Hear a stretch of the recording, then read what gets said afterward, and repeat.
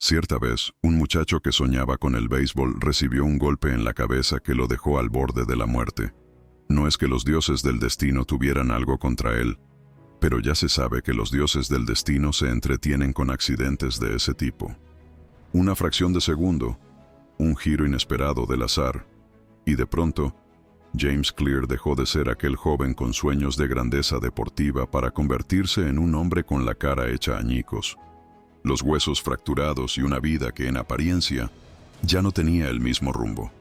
A veces creemos que los cambios llegan con relámpagos de genialidad, con revelaciones súbitas que nos marcan para siempre, pero la realidad es más modesta y más cruel. No hay profetas en la vida cotidiana.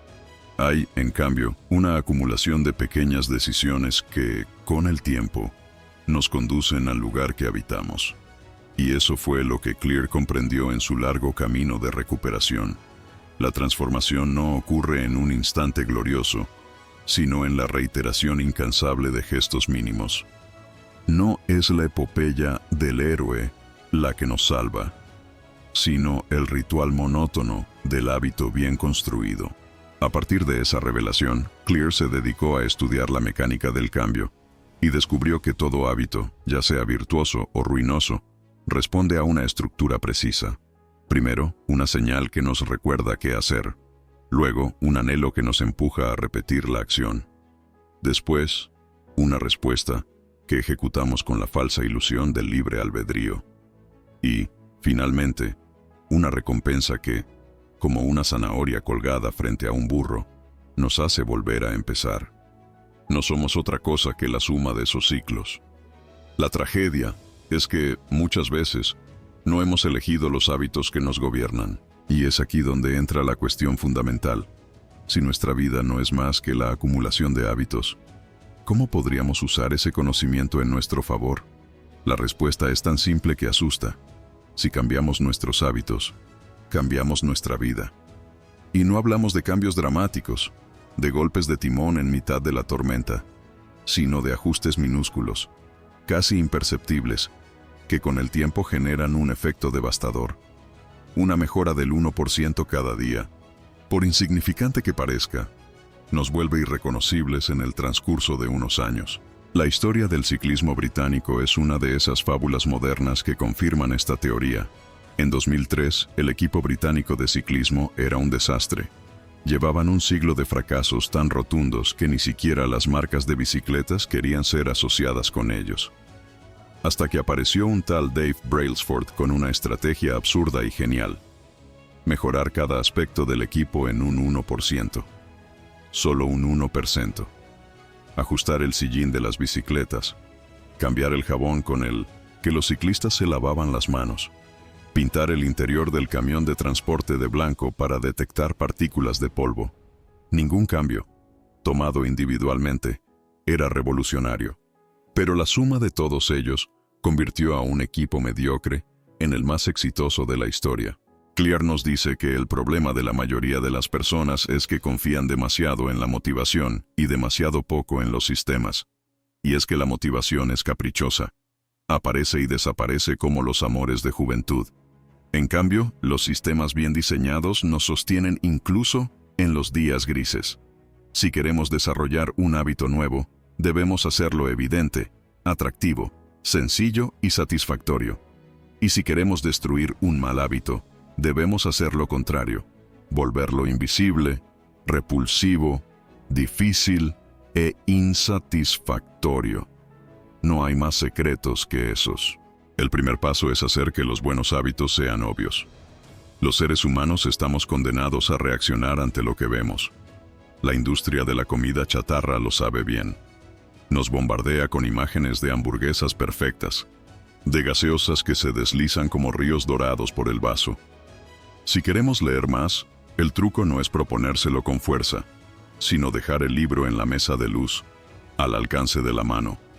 Si queremos comer más sano, el secreto no está en la fuerza de voluntad, sino en hacer que las frutas sean lo primero que vemos al abrir la heladera.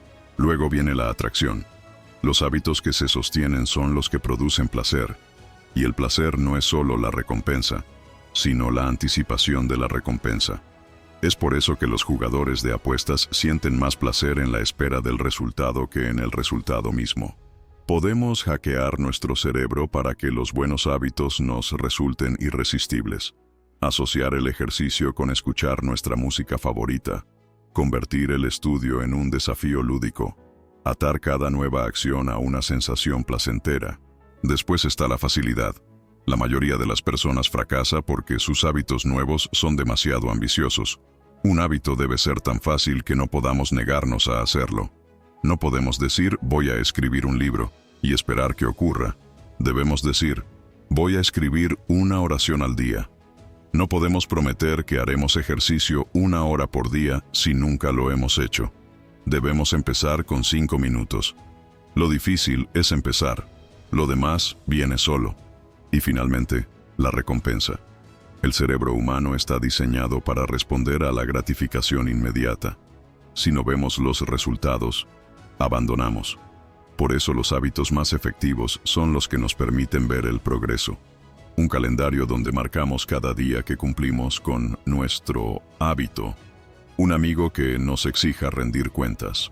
Una pequeña celebración cada vez que alcanzamos una meta. Claro que no todo es tan sencillo. También existe el riesgo de convertirnos en autómatas de nuestros propios hábitos, de perder la capacidad de sorpresa. Los buenos hábitos nos llevan al éxito, pero si no tenemos cuidado, también pueden volvernos rígidos, incapaces de la creatividad. Aquí entra la regla de ricitos de oro. No debemos caer en la zona de confort, pero tampoco en la frustración absoluta.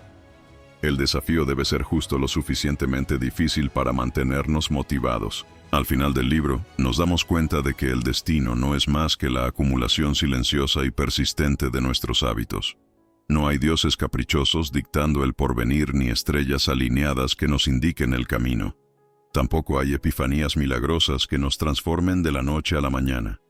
Lo que existe, lo que ha existido siempre, es la repetición incesante de pequeños gestos, la suma de elecciones que parecen intrascendentes en el momento, pero que terminan moldeando nuestra existencia con la precisión de un escultor paciente.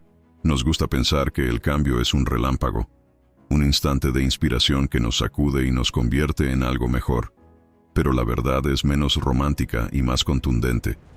Somos el resultado de las decisiones diminutas que tomamos a diario. No se trata de actos heroicos ni de propósitos grandilocuentes, sino de la modesta repetición de hábitos bien elegidos. No es el novelista que un día se sienta y escribe 500 páginas en un frenesí de creatividad, sino aquel que ha escrito una hoja cada mañana durante años. No es el atleta que de repente corre una maratón, sino el que, sin testigos ni aplausos, se ha calzado las zapatillas cada amanecer y ha recorrido distancias insignificantes que, con el tiempo, se han vuelto enormes. El problema es que también funciona en sentido contrario.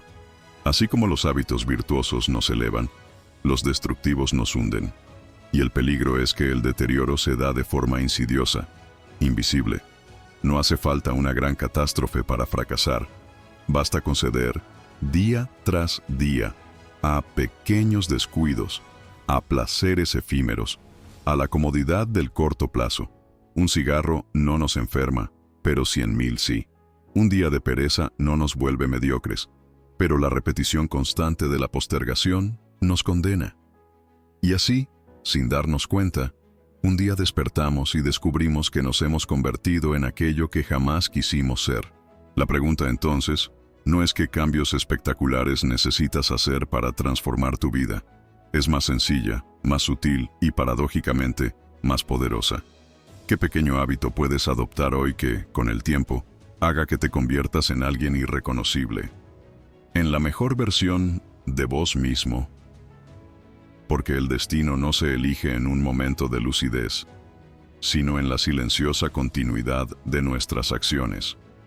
Y si algo podemos aprender de este libro es que el verdadero poder no está en los actos gloriosos, sino en la perseverancia de lo mínimo. Ahora bien, si esto es cierto, si de verdad el porvenir está en nuestras manos, ¿cómo vamos a escribir nuestra historia a partir de hoy? Si te gustó este resumen, No olvides suscribirte al canal, darle like y comentar qué libro te gustaría que analicemos en el próximo video.